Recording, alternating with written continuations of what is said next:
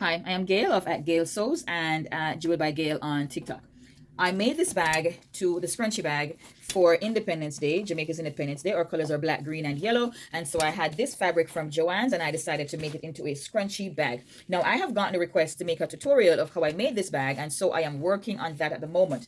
I made a pattern and then I use the pattern to make this one with some leftover denim pant leg just to see how it would work. I used different colored denims and it came out beautiful. It even has a snap inside. This stuff is just to give it shape. So this is my second scrunchie bag that I made with the pattern, scrunchie handle, scrunchie bag. And so I am making another bag now with the pattern, which is the one I will show with the tutorial. So how far have I gotten with my bag? So far it's beginning to look like a bag. I have gone through all the steps, I think up to step 8, because I'm also writing out the steps. Tedious, and I'm adding photographs. I'm using an infographic to show the step-by-step of how I make it, because some of us are visual. As a teacher, I learned how to differentiate. So what I did so far was I joined the front panel and the back panel together using side seams of about ½ an inch. Then the next step was to attach the base of the bag. And on the inside of my bag, I have added a layer of orange pleather to reinforce the bottom of my bag so my bag can actually stand. There you go. What I explained in the video was to find the center bottom, or the center of the base, which is here and here, and on the short sides, which is here and here. And you do the same for the panels. So the center would be along here. You match the two center points together, pin that, match the center point here, pin that, match the center of the short part of the base to the side seam of the bag. So that already tells you where the center is. You match the center of the panel here to that, and that will allow you to pin it so that you can pin the rest of it nicely so it goes around neatly. Now the way I cut the pattern, if you follow it directly, it should fit nicely. And so my bottom is nice and rounded at the edges, because it's hard to make it not rounded because the bag itself is kind of rounded. So that is where I got to. Then the next step I explained was to add the pocket to the lining before attaching the lining to the bag, because if you've ever made bags, you know the lining is hard to attach after, the pocket is hard to attach after you have sewn the lining to the bag. So I've gone ahead and I added my pocket, which is right here. My lining was supposed to be a different color from my bag, but for some reason I was cutting and I forgot. But it's perfectly fine. You may cut the bottom half of your lining a different color because the lining comes in two. It has a seam right here. You must use the top half of the bag to be the same color as the bag, the lining, the same color as the bag, and you may use anything for the bottom half. Before I join my side seams, I measured down 6 inches from the top of my bag as well as on the lining, and I just stitched and stopped at that point.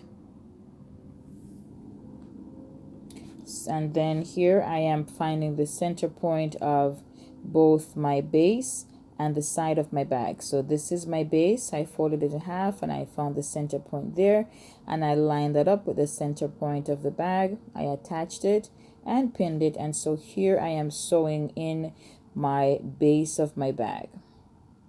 It is a little tricky getting around the corners, but try to get it as, it is going to look rounded, but try to get it as square as possible.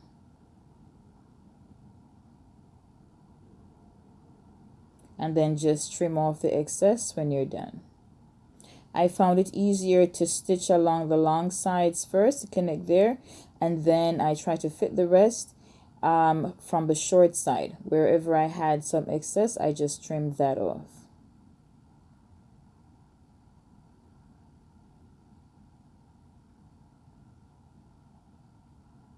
And so after I added that, then I added the reinforcement for the base of the bag. And for this bag, I didn't go heavy on the reinforcement. I just added in a piece of leather fabric that I had from making a bag, a different bag.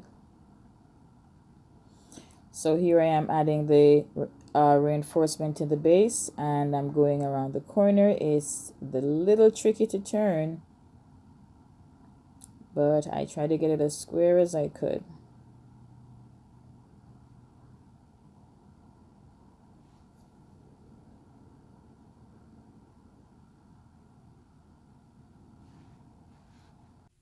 Okay, so now we have our bag. We're going to talk about how we will treat the sides of the bag that we left open and the lining. So this is the full length of the bag with the lining out. we're going to turn in a half an inch on the edge between that 12 inches. So we left 6 inches here on the bag open and 6 inches on the lining open. We're going to turn in a half an inch and we're just going to pin that.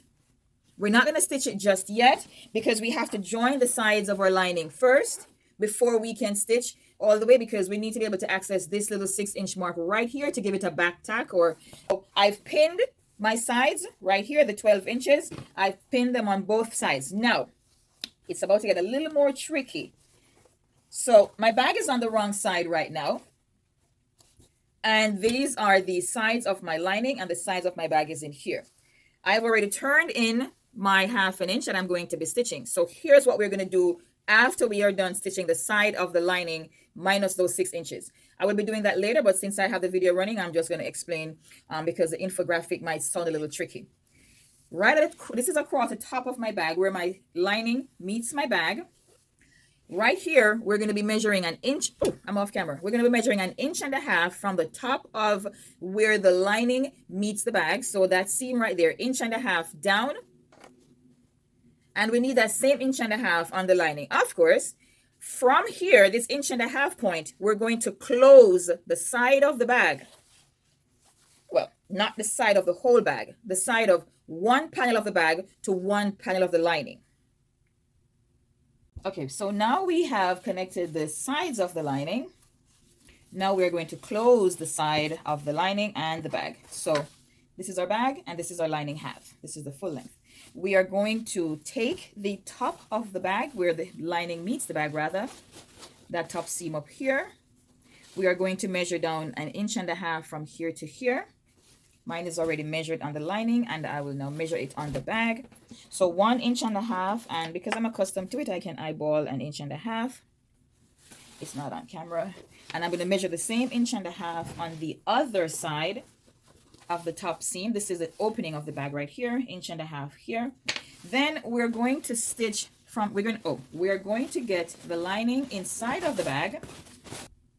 So with the lining inside of the bag, this is what it looks like at the side. This is where we measure down our inch and a half, inch and a half, inch and a half, and an inch and a half. All of it must have an inch and a half. Now, this inch and a half here, we're not closing. We're going to stitch from the inch and a half down on one piece. This is the side panel and the lining for the side panel on one side of the bag. This is the lining and the side panel on the other side of the bag. And over here, we're going to close this, but we're not going to close this. So we're going to close this part here, starting from our inch and a half mark down to here. Okay, so now we are one step closer. We have closed the sides of the bag on either side, and we stitched it really close to the edge, 1/16. I don't know if it's showing in my video. And we've left the pocket here open on this side as well. And we've also left it open on this side. Now for some fabrics, you might have to do a top stitch here on the lining so that the lining will stay inside of the bag. You open it like this. That is before you join the sides, of course. That is if your fabric needs that. My fabric is very pliable, so it stays right there. It's not going to go anywhere, and if it does try to come out, like the linings try to stick outside of the bag, I will just give it a very close to the edge top stitch. But this doesn't need it. I didn't even iron it, and it's just staying in place. What we're going to be doing next is we're going to stitch across the entire top an inch and a half. So wherever your inch and a half was right here, we're going to go across inch and a half all the way to the other inch and a half, all the way on the other side. One straight stitch across here, and we'll do the same for here. One straight stitch. Now, because both of these parts go together, this is my strap. And I'm removing my pattern that I made out of paper I bought on Amazon, and I'm going to stitch my strap like this. Now, what I do for my strap is I turn this edge in. Mine stays very easily. As you notice, it's almost as sharp as a knife by just turning it, so it stays. But I'm going to flat stitch here, and I'm going to do that before I do anything else. I'm going to do the same for the other end.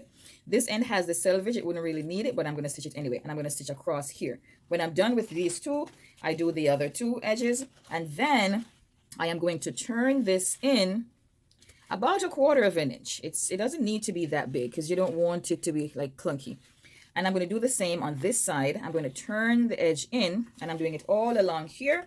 Then I will turn these two toward each other, and I will top stitch all the way at to the other end, and I will do the same for these, and that is how I close my strap. Do not stitch it on the wrong side like you would feel inclined to do and then turn it over. We're not turning over. We're actually stitching it on the outside. We want that effect on our scrunchie. So we're stitching. So now our two straps are finished. We did the edges nicely. It has the opening as it should, and we stitched on the outside rather than stitch it inside and turn it over. So now we have our two straps, and we're going to set the straps aside because it's almost near the end, so the excitement is building. I want to attach the handles, but first we have to finish the inside of our bag. So our lining now needs to be closed. Now, I did not give the lining a separate base that you had to add on because that would be too much work. There was my leather that I added, and I can always add more reinforcement if I want to.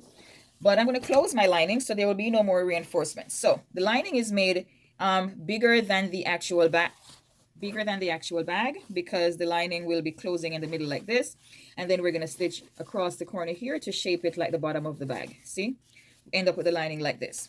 So how we're going to do that is we're going to turn the bag inside out all the way as much as it can go,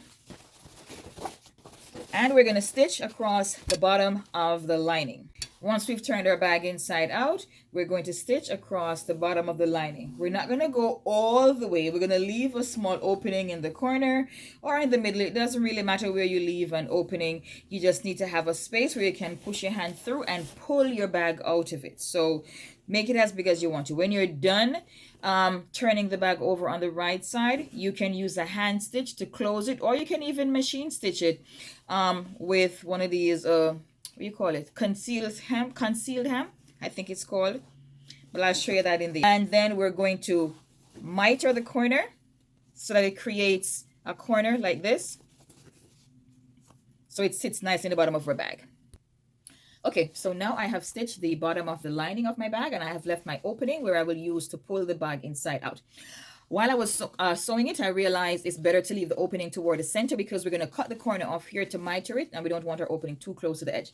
Now, if you've never mitered the corner of a bag before, what we're going to do is we're going to pull the bag apart like this. This is the lining.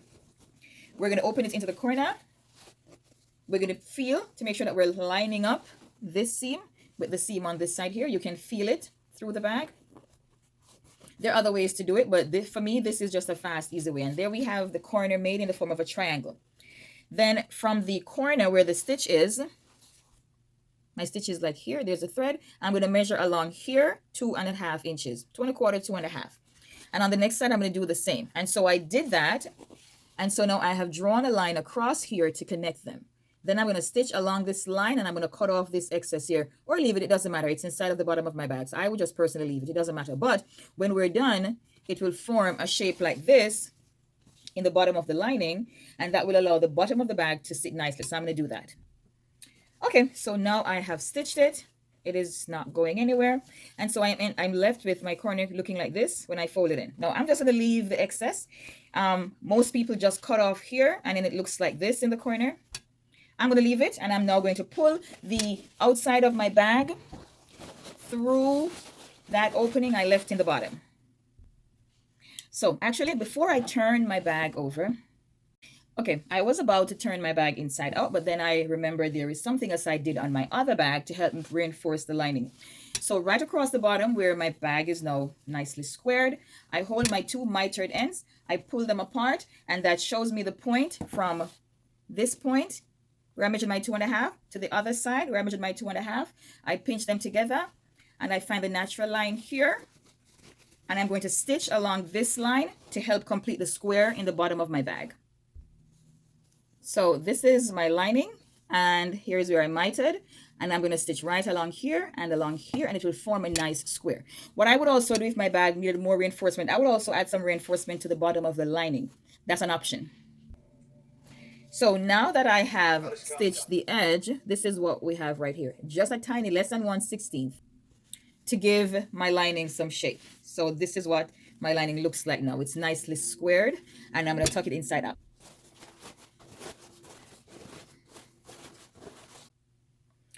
So now my lining is all tucked in. I press it into the corners of my bag, make sure it sits. If the lining is a little too big for the bag, then I will take it back out and cut off some off of it just by stitching it in. However, it's the lining, so it doesn't really matter that much. So now we're getting to the exciting part. This is the part I've been waiting for since I started making my bag. I bought these rings and it has an opening in the bottom. I am going to pull it to make a space in it. There we go. Now there's a gap. And I am going to run my straps through. When I made my other bags, I actually ran it through the bag first before the straps, but I am thinking now that putting it through the straps is better. And if your bag is leather, it will be a bit of a struggle because my first bag is like a leatherette and it was a bit of a struggle. So just take your time, push it on an inch at a time. Then it's on, bring it around till it is on the curved side. So we want our handle to stay on the curved side and we want this part to be in our bag. I wondered what it would be like if this handle was like this and the curved part was through the bag and the handle, the square part at the top. You could try it and see if you like it. My video stopped abruptly. All right, so this is beautiful. I'm loving this. And I'm glad I went with orange. Now, my fabric is not leather. I found this fabric in Joanns, like I said before, and I like how sturdy it is. I actually had bought it to make something else, which I haven't made as yet, but I like how sturdy it is. I have white leather and I have tan leather, but I thought I wanted, since it's summer, something to be popping, as the kids say. So now I'm going to run this through the opening in my bag. And again, I'm just going to feed it through inch by inch. I'm going to feed the bag onto the handle rather than the handle through the bag. Now that my handle is all the way through my bag and my straps, I'm going to use all of my force or my might to squeeze it back together to close that gap. So what I do is when I'm squeezing it, I push it off to the side like this. So it's not aligned anymore. I squeeze it all the way over and then that allows me room to squeeze it. It hasn't closed completely, but I'm going to leave it for now. If it becomes a problem later on, then I'll squeeze it tighter. And there are many ways to treat that opening if it doesn't close up, but with a little more force it will. So now, notice I have turned the part that I stitched upwards because I want it to look like this. I want to give it that little edge. There's also the option to do this, but I prefer to do it this way. So now our bag is 98% finished. What I'm going to do next is I'm going to attach this to this with one little stitch here and another little stitch here just to hold it in place, and I'll make my stitches invisible. So right here and right here, so it doesn't keep moving and it doesn't show the gap. It doesn't like open and show the metal. So I'm going to attach the next one. So I did the other one and I pressed it together and I was able to get it close. So what I said I did was I moved it out of alignment, then I squeezed it together, and then I bring it back into alignment, and there it is.